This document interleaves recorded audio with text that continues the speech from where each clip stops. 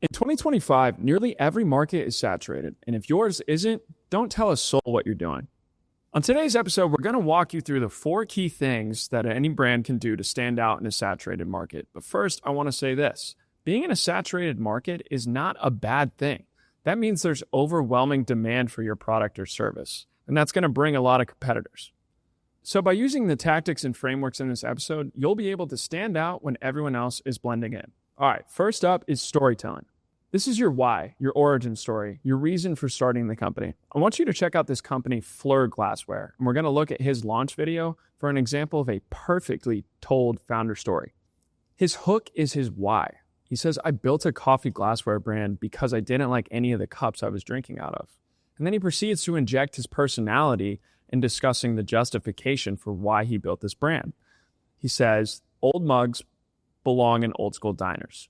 He says the tall cylinders perspirate and make your hands wet to the touch. By that time, you're kind of thinking, you're able to pick up in a sensory way these different problems that you've had with mugs in the past. And so you're curious, you want to hear what his solution is going to be. And ultimately, he justifies why that solution is needed with his storytelling. Another key ingredient that he injects that everyone should think about when they're telling their own story is he says, after months of testing with an industrial designer. Think about that key word. He's telling you that he spent a lot of time, money, and effort into making the best product possible for you. All of a sudden, you're going to have less of an objection to whatever price this may be. Say a mug is $2.99 and his is $6. Well, he put in that effort through the process of building the mug, building his new, line of glassware. So now you're thinking, all right, well, I get it. There's quality, there's, an artisan's touch to this product. And that stuff does matter. It matters tremendously because cups could not be more saturated. Most people are not making decisions on cups based on any sort of form factor. They don't really care. But if you tell a story about why this product was built the way it was, all of a sudden you're going to be able to build value towards it. And when you watch this video, you'll note something that our friend Callaway calls the dance. The dance is a tactical way to tell a story where you introduce context and then you introduce conflict. So every time that he introduces context, he's saying, I was using this mug and it would burn my hand. Or when I was using cute glasses, then the glasses would break because they were made of low quality stuff. So the context is, yes, there are cute glasses. There are well-designed mugs, but then the conflict is those things break. So by doing that dance, by going from context to conflict, he's able to keep your attention throughout the whole video. This is nothing new. This is the pillars of storytelling. When you read a book, there's a book that I've been reading called Barbarians at the Gate. And every single time, every chapter is moving the story along of a hostile takeover in the 1980s. And the way that the authors are able to captivate your attention is whenever a character is about to be introduced, they give the context of who that character is. They say, so-and-so was an investment banker in the 1970s. He failed and he failed and he failed. He married, he got divorced. And it just does this dance over and over again to make you actually care about the character before they introduce them to the main storyline. And at that point, you're invested in their role. You know this character. You know a little bit about their background. So what they do becomes inherently more interesting and allows you to understand why they behave the way they behave. When you compress all of that down to a short form story, it's the same principles. You're still giving context for someone to care about the next scene, about the next line. And so you have to kind of inject these things if you want to stand out in a saturated market.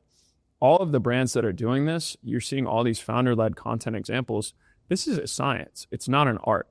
And all you have to do is practice the context, conflict framework, as well as injecting your why and adding value through social proof of the hard work that you've done. So what you're doing is ultimately telling people there was a failed solution. I experienced that failed solution. I experienced it personally through XYZ. You introduce maybe a specific example like he did where, and we'll have the video up on the screen, but he poured an espresso and the hot espresso broke the glass because the glass was cheap. So now he's saying, this is what happens when cheap glassware is used for cool glasses. I don't use cheap glassware. I use quality glassware. That's why theirs is $3 and mine is $6. So That's how you're going to stand out in an extremely saturated market, is you're going to do it through storytelling. So that's number one. Now, the second way you're going to stand out in a saturated market is a tale as old as time. This has been happening in the D2C Shopify ecosystem for about the last 15 years. Think about the GOATs, right? Dollar Shave Club or Casper mattresses, Allbirds, like these original names. And this one is form factor. So product differentiation. And form factor is one of the most underrated ways to look at a business. Take this new business, Groons, for example. I don't know if anyone's seen Groons, but they're the hottest thing in the Shopify world right now. And in retail, all these guys did. The founder is a private equity investor, and he saw what Athletic Greens' success was. And he was like, Athletic Greens kind of tastes gross, so I'm going to put Athletic Greens into a gummy. Well, it's a gummy bear form of Athletic Greens. That's it. They recently raised $10 million at a $500 million valuation because they cannot stay on the shelves. And it's that simple. Greens was becoming a saturated market, and everyone was doing powders because powders was a very easy delivery system. It was also very, it's a high margin business, right? Powders are always going to be a good way to protect your margins and have more margins, which means a healthier business.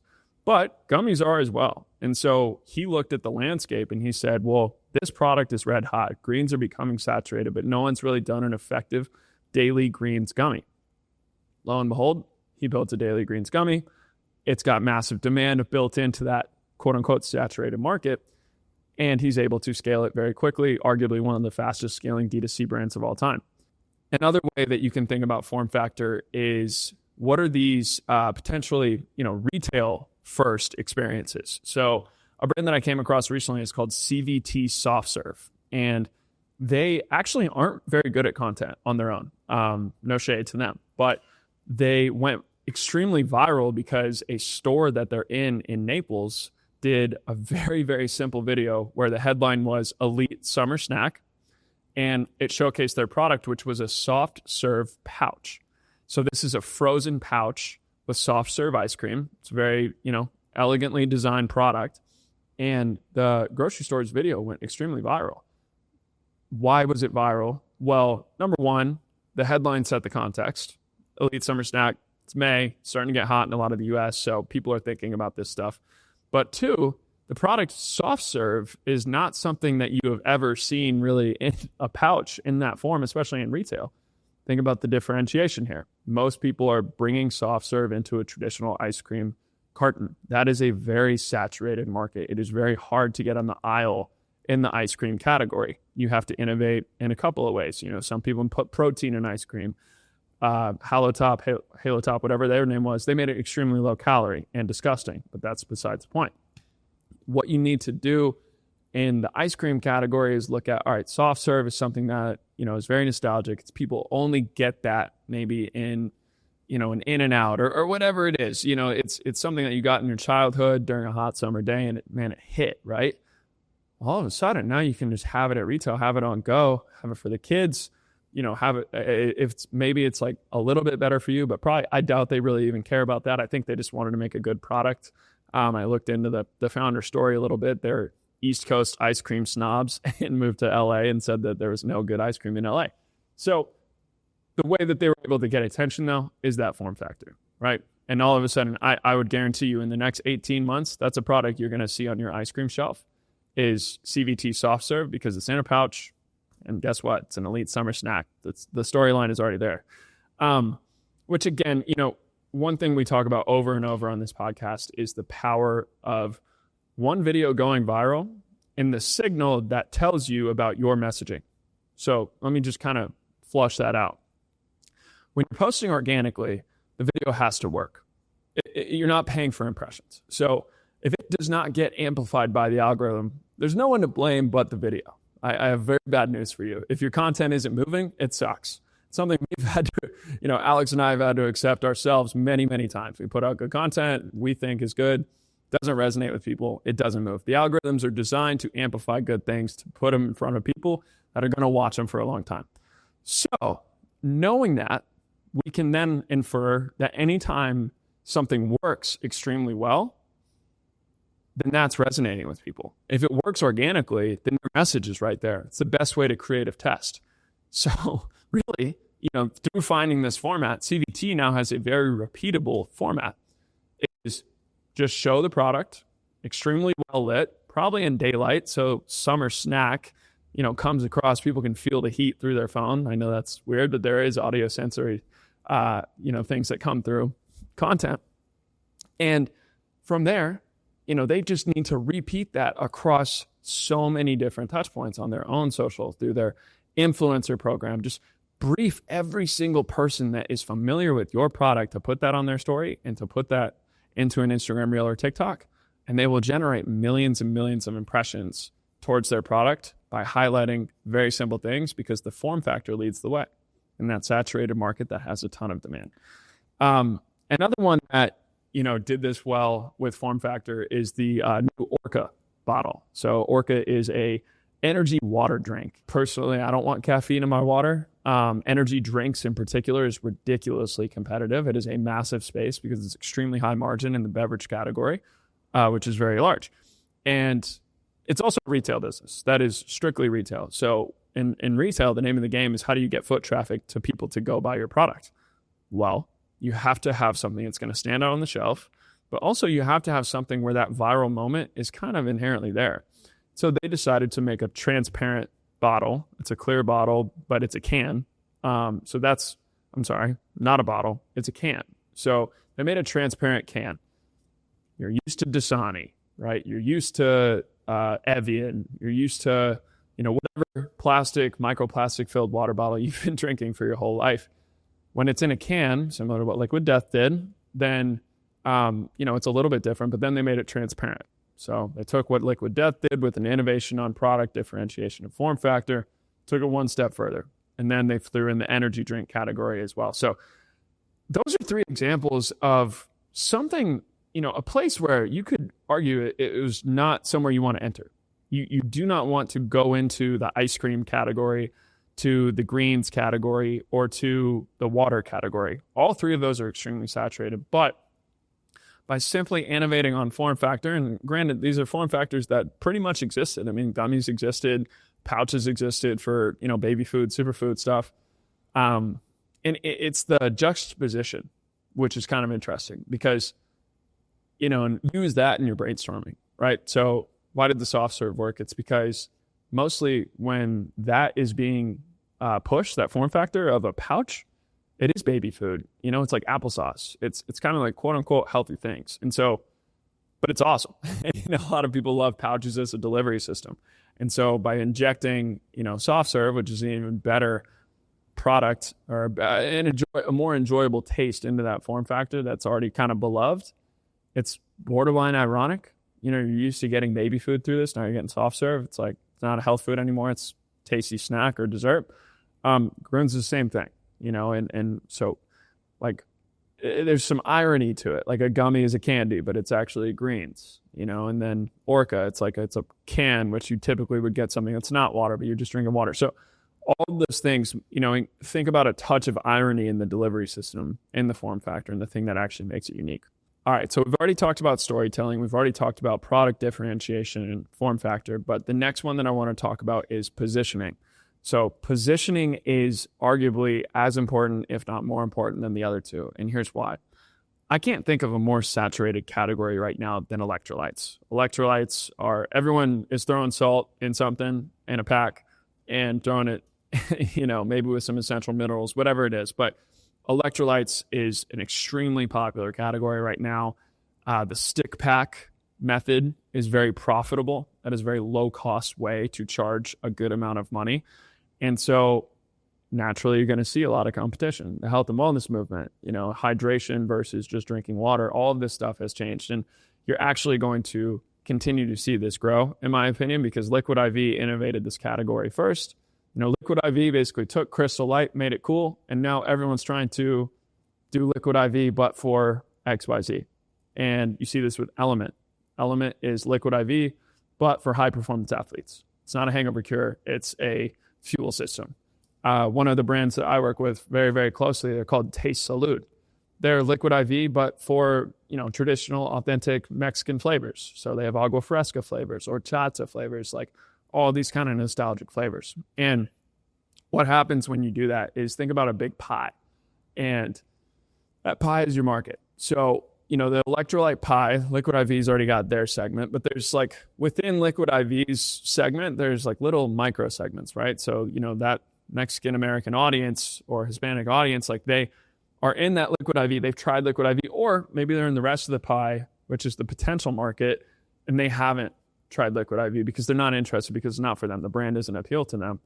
So now Salud is able to carve out a little bit of Liquid IV's audience, but unlock an entirely new potential market segment that could be interested in electrolytes, but wasn't previously because there was nothing that applied to them. Element is the same thing. There was the Liquid IV folks, but there's a lot of the country that's drinking less alcohol. And Liquid IV was sort of branded as, a potential hangover cure for a long time. Well, there's also secondary benefits to performance. When you're drinking more salt, when you're drinking the things that are an element, you can get better energy, you can recover faster when you're a high performance athlete.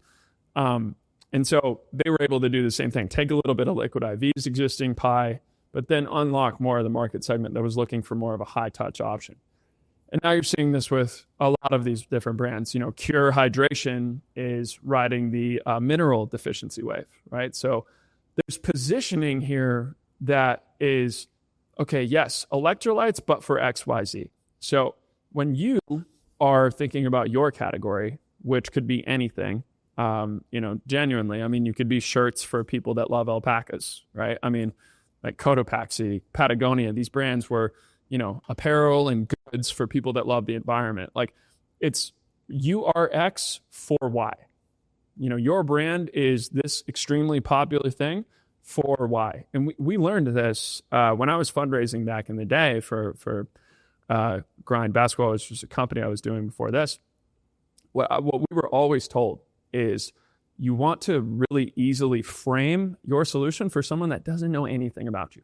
So we were taught, we were a basketball technology company. Peloton was red hot at the time.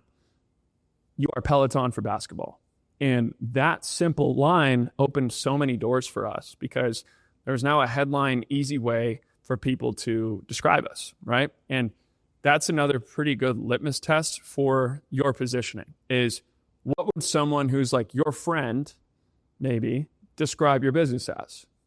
Oh, he's building the, Liquid IV, but for, Mexican Americans, or, building Liquid IV for high performance athletes, building, soft serve for babies, like whatever it is.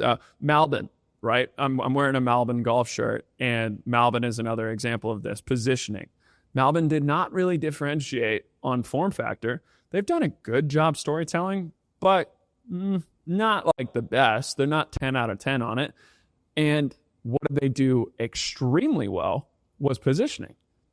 Golf for hype beasts, golf streetwear, right? Golf for people that want to look cooler on the course, golf for people that don't want to be stuffy.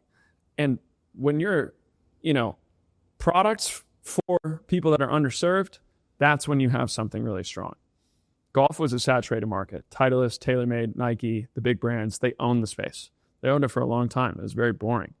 Now you're seeing a lot of disruption on YouTube golf, on the Live Golf Tour, and then Malbon is sort of riding that new age wave, which, you could argue Malbon came after a brand called Bad Birdie that, initially dropped some really loud shirts. Then Malbon made a cleaner version, which was still divergent from traditional golf, but, was maybe a little bit cleaner, but still not necessarily just your average, like, pastel colored polo, right? So, Peter Millar for people that want to actually have swag, stuff like that. That's how you're going to do positioning, is you're going to think about it like, how do I describe commonly known thing, extremely commonly known thing, like very, very, very well known, and, Coca-Cola for people with digestive issues, Olipop. Like, how do I use that initial word to set the context and then describe my target audience in the second one? So that's how you position your brand.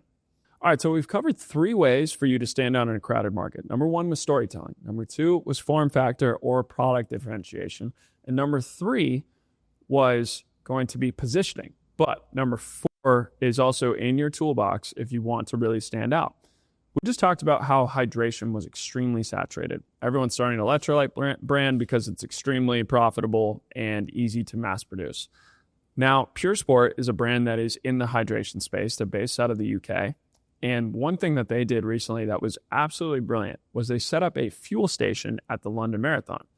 This was not marketed that much. It was definitely captured on their social media, but really they were just giving value to the community and trusting that that value would return back to it. So what this was is a gas station themed Pure Sport dispenser. So, on the one hand, you had the typical, handle and gas dispenser that you would see at a fuel station.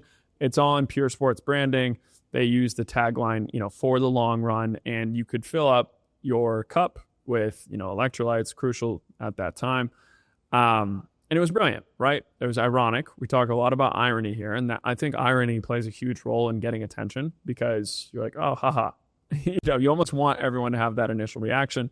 And so, having a gas station, having a fuel station at the London Marathon for people that are lagging is perfect. And then the other thing that it does is we've talked a lot about the moment marketing framework. So when you're crafting marketing moments for your brand, you need to keep in mind the 4 things that are important to those. Number 1 is the moment itself. They found the London Marathon. This is a place that they were going to have a huge presence at regardless. And so you have to activate in a proper way. Number 2 is the medium.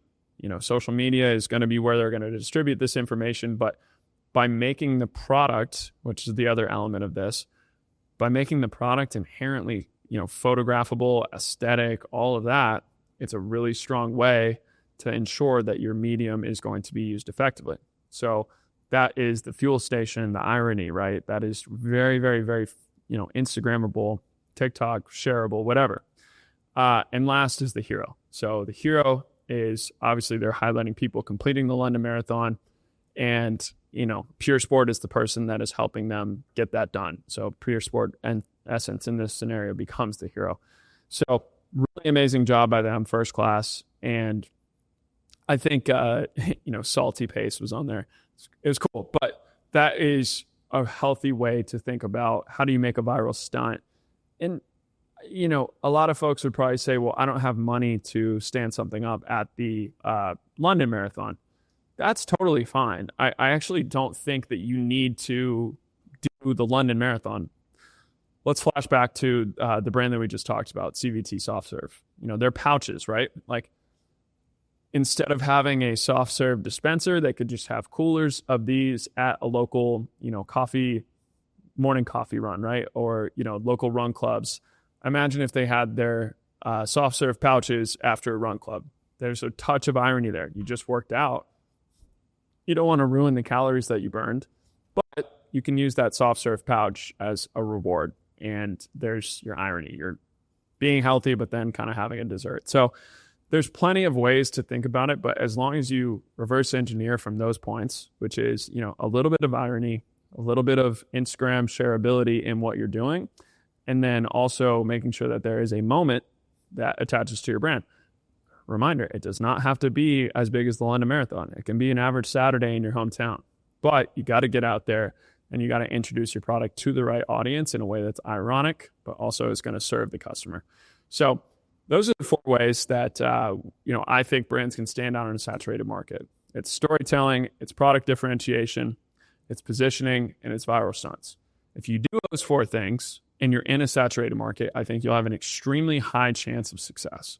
Because saturated markets are where you want to be. You don't want to be in a market that is blue ocean unless you're first, okay? So, because a lot of the times people are not in markets that, are technically blue ocean because the solution is extremely difficult. I think even in what I've built with Nibble, it's an agency that did something that other people deemed very difficult, which was organic content. And I've found out firsthand why that's really difficult, because it's really hard to scale creativity across a lot of talented folks in a way that's affordable. A lot of the people that can produce at that level just do it on their own. So it's a tactical balance that you have to kind of do, and it is difficult in a services business. So it gets that granular. It's not physical product is, the only people that this is relevant for. Like any of these things, all of these tenets that we just talked about, storytelling or, differentiation, positioning, I personally chose positioning. I wanted to be a more approachable marketing agency. I wanted to have a brand associated to it, instead of just kind of like a random name. It's like Nibble meant tasty bite-sized content. Like that, I think that was very important. And then also we were very modern, right? So our positioning was, Meta is not delivering you the results you need. You need to invest in other channels. And so my content reflected that. You'll notice if you go to my Instagram, all of my content highlights people that did amazing things without paid ads. And I learned that exact background from, running paid ads and seeing them decline in effectiveness over the last 5 years. So I say all that not to flex the brand, but just to emphasize, like, it doesn't necessarily have to be a, physical product. There are a lot of saturated markets in software and services and you name it, crypto, it doesn't matter. But as long as you practice one of these 4 tenets and you emphasize it in your marketing strategy, you'll have a really good chance to win. So if you enjoyed this video, please like and subscribe to Sweat Equity. This was a solo episode today. Alex is still coming back from his wedding in Italy. We had a time. I'm surprised he's coming back at all because it was so beautiful out there. But if you're still watching this, drop Alex a little congratulations on your wedding. He's now a married man, building a beautiful family. And let us know if we missed anything. If there were other cool brands that are practicing any of these things, whether it's storytelling, differentiation, form factor, viral stunts. Viral stunts when I was kind of stumped. I wanted to do, more than pure sport, but this was one of the best ones I've seen recently. So felt it was best to illustrate the point using them. Otherwise, guess what? We'll see you next week, back for our regularly scheduled programming. Alex and I will be back with a lot of heat this summer for you. So make sure to subscribe and stay tuned. All right, later.